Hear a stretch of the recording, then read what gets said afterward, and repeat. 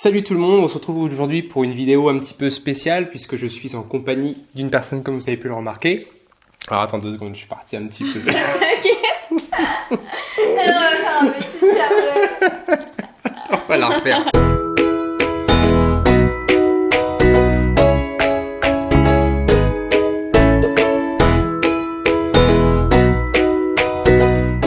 Salut tout le monde, donc on se retrouve aujourd'hui pour une nouvelle vidéo un petit peu spéciale puisque comme vous pouvez le voir, je ne suis pas tout seul cette fois-ci, je suis en compagnie de Meili. Enchantée. Enchanté. Et on a pour sujet aujourd'hui la confiance en soi. Je sais que c'est une thématique qui intéresse plein de monde, donc on va essayer de comprendre grâce à Meili qui a écrit un livre justement à ce sujet.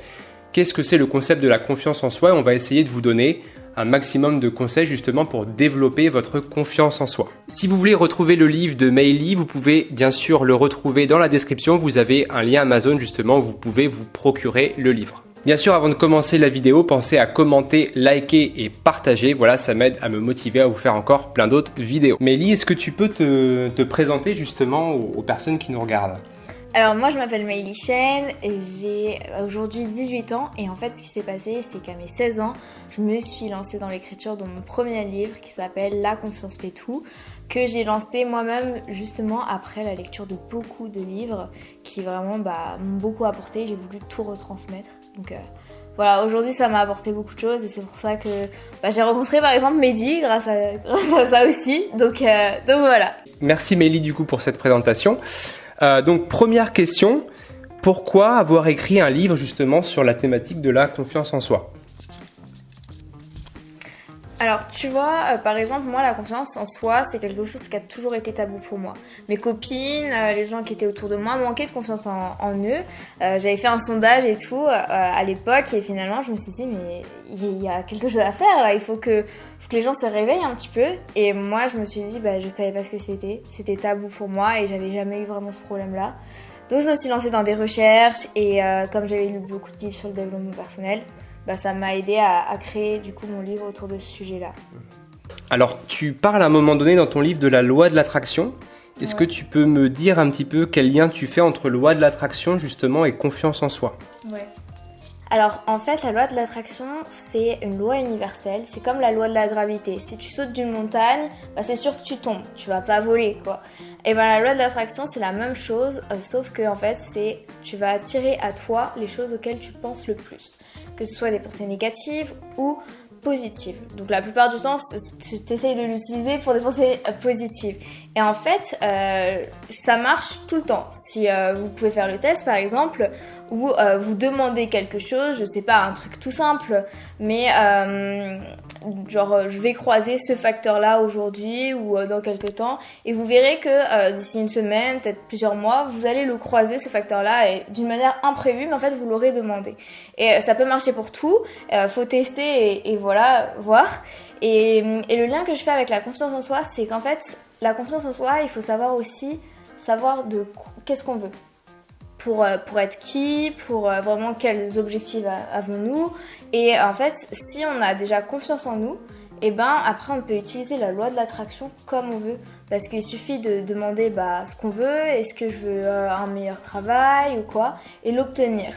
Par contre, la loi de l'attraction, il n'y a pas de temps. Il n'y a pas de délai. En fait, tu peux demander des choses qui arriveront peut-être dans quelques mois, quelques années ou quoi, comme des choses qui peuvent arriver 30 minutes après.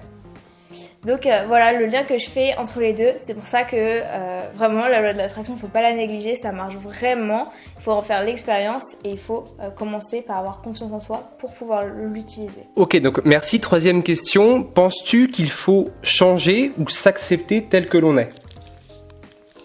Alors ça c'est un grand sujet, je pense que toi aussi tu as dû le traverser au cours de ta vie. C'est vraiment de se dire par exemple, est-ce que quand je vais perdre du poids, je vais être mieux dans mon corps ? Est-ce que si je suis plus riche, je vais être plus heureux ou quoi ? Moi je pense que déjà avoir confiance en soi c'est se connaître, s'accepter tel qu'on est et après s'il le faut s'améliorer dans certains domaines, mais s'accepter parce que en soi on se changera toujours tout au cours de notre vie, que ce soit psychologiquement, intellectuellement, que ce soit de manière physique. Et donc si on s'accepte tel qu'on est, telle la personne qu'on est, et à notre propre valeur, et ben je pense que c'est un grand pas. Et changer, après, ça peut te permettre toujours de t'améliorer dans ta vie, donc c'est aussi très important. Mais il faut commencer par s'accepter avant. Question suivante, à un autre moment dans ton livre, tu parles de l'affirmation de soi. Ouais. Quelle différence justement tu peux faire, encore une fois, entre l'affirmation de soi et la confiance en soi? Ouais. Alors l'affirmation de soi, c'est comme on en revient à tout à l'heure, c'est se montrer tel qu'on est.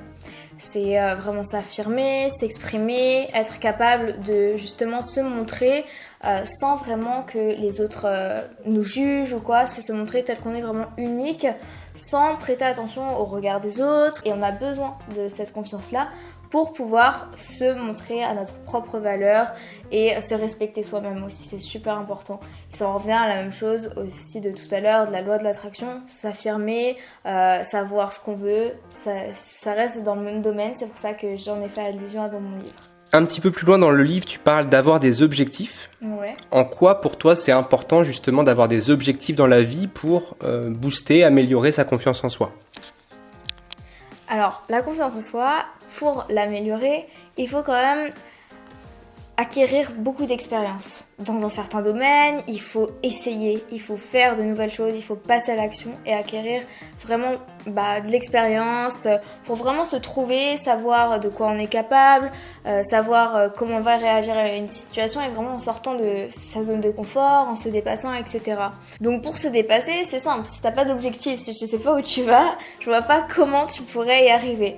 Et si tu as un objectif précis, concret, délimité dans le temps, vraiment un objectif que tu es capable vraiment d'atteindre, petit à petit, tu vas pouvoir réaliser ces premiers objectifs et t'améliorer toi-même et donc améliorer ta capacité à te connaître.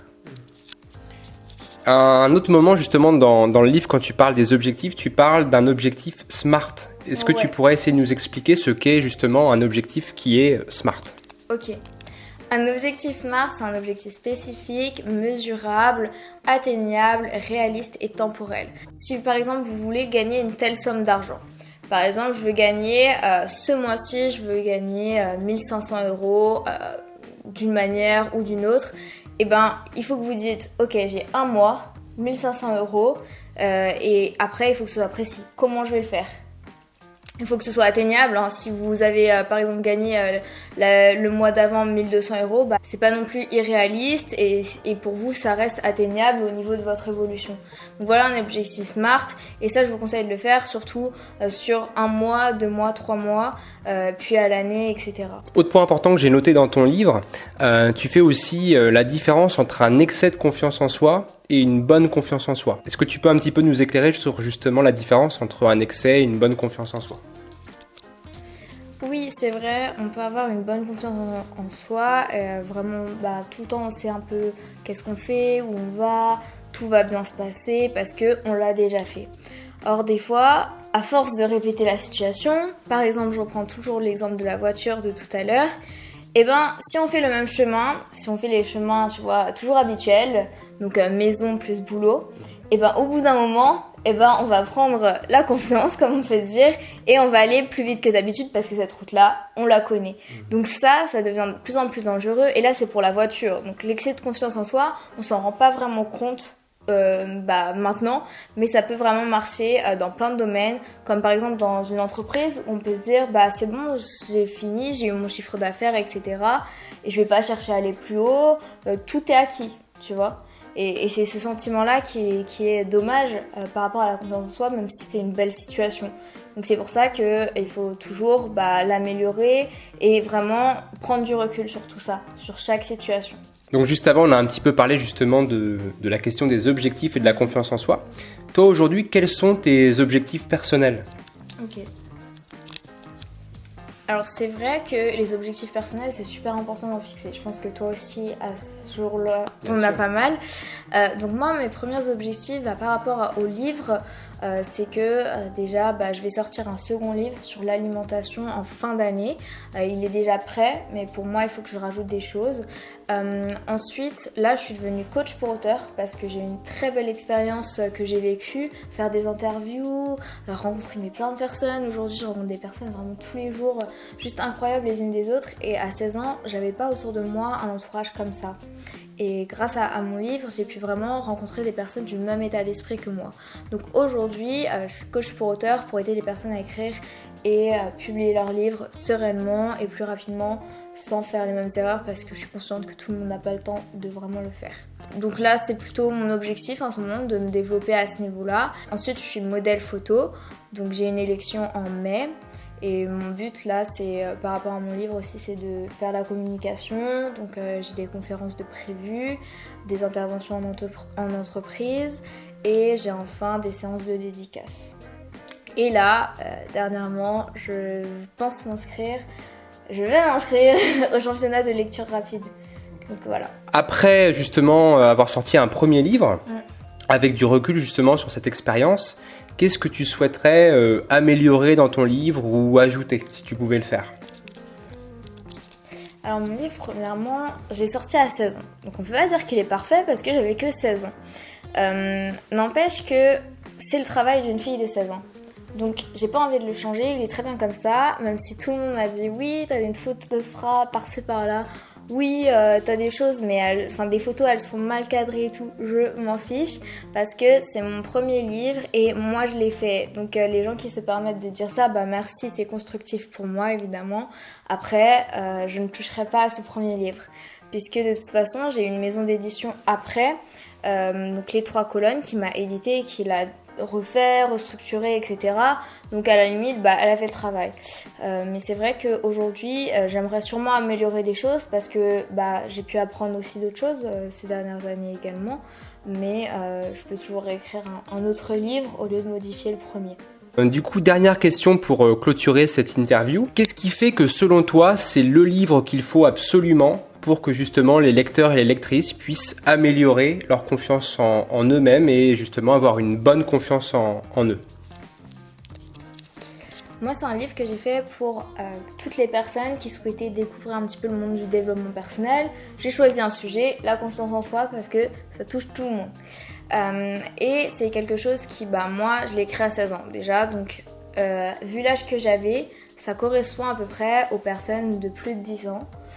Donc moi j'ai vraiment des jeunes personnes qui l'ont lu et j'ai aussi des adultes qui l'ont lu et qui l'ont passé à leurs enfants, tu vois. Donc je touche pas mal de public et je touche surtout aussi des personnes qui ne lisent pas forcément et qui le lisent parce que c'est moi qui l'ai fait. Et il y a aussi des personnes qui lisent parce qu'elles lisent déjà d'autres livres ou d'autres genres de livres et qui franchement s'intéressent aussi au développement personnel et s'intéressent aussi à ma perception des choses, à mon âge vis-à-vis de ce monde-là et de ce que j'ai pu faire moi jusqu'à 16 ans.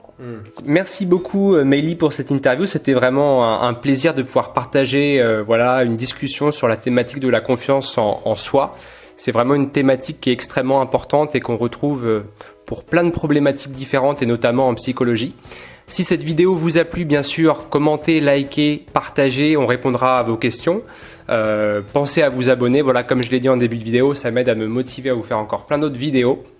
Et je vous dis à très bientôt pour une prochaine. Salut! Salut!